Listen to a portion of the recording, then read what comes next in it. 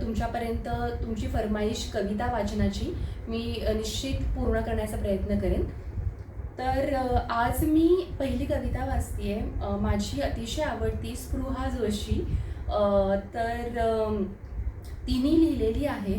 तर मी त्याचं वाचन करायला आता सुरुवात करत आहे. तू जर मला विचारशील की तुझी स्वप्न काय आहेत, तू जर मला विचारशील की तुझी स्वप्न काय आहेत, तर कदाचित मला नाही सांगता येत. तू जर मला विचारशील की तुझी स्वप्न काय आहेत, तर मला कदाचित नाही सांगता येणार. किंवा कदाचित मी सांगेन की मला औषधाचा एक मोठा डोस हवा. समुद्राकाठचा खारा वारा, सूर्य, वाळू आणि ताजी मोकळी हवा हवी आहे.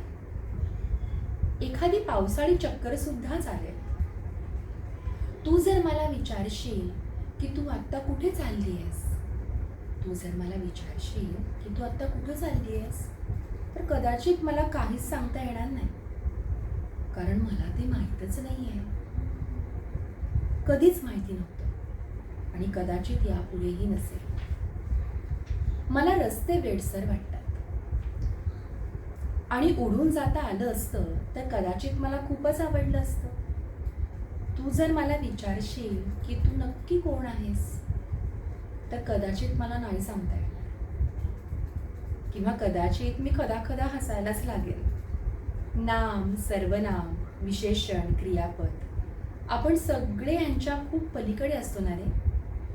तू जर मला विचारशील की तुला कशाचं वाईट वाटतं, तर कदाचित मला काहीच सांगता येणार नाही. किंवा मग मी कदाचित रडायलाच लागेल खूप. कशाला जायचं त्या आठवणींमध्ये खोलात, माफ करून टाकायचं, विसरून जायचं, दूर जायचं निघून. इतकंच असतं आपल्या हातात. तू जर मला विचारशील की तुझं सगळ्यात प्रेम कोणावर आहे, की माझं सगळ्यात प्रेम कोणावर आहे, तर कदाचित मला नाही सांगता येणार. किंवा कदाचित मी काहीच न सांगता माझ्या डोळ्यातलं हसू तुला दिसेल. मी काही न बोलताच मला जे म्हणायचं आहे ते सगळंच तुला कळेल.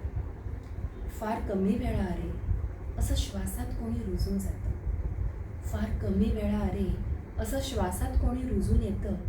न सांगता आपोआप गाणं ओठी फुलून येतं. त्यामुळे आता ना कुठलेच प्रश्न नको विचारू. माझ्या शेजारी नुसता बस. आता ना कोणतेही प्रश्न विचारूच, माझ्या शेजारी आता नुसता बस. थोडा वेळच आत्ता जरा माझ्यासाठी नुसता अस. ऐकून बघ माझ्यासोबत रात्रीचे हे सूर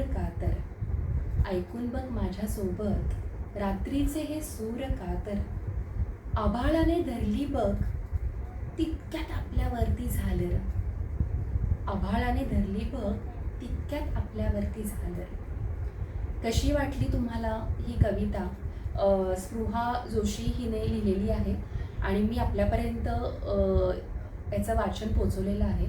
तर स्पृहा ताई, तू जर ऐकत असशील, तू जर ही कविता तुझ्यापर्यंत कुठून पोहोचली तर मला नक्की आवर्जून सांग की तू कसं वाटलं ह्याचं वाचन. आणि रसिकजन हो, तुम्हालाही कविता वाचनाचा आपला हा उपक्रम कसा वाटतोय ते वारंवार सांगत राहा. आणि परत एकदा सगळ्यांना श्रावण महिन्याच्या खूप खूप शुभेच्छा. धन्यवाद.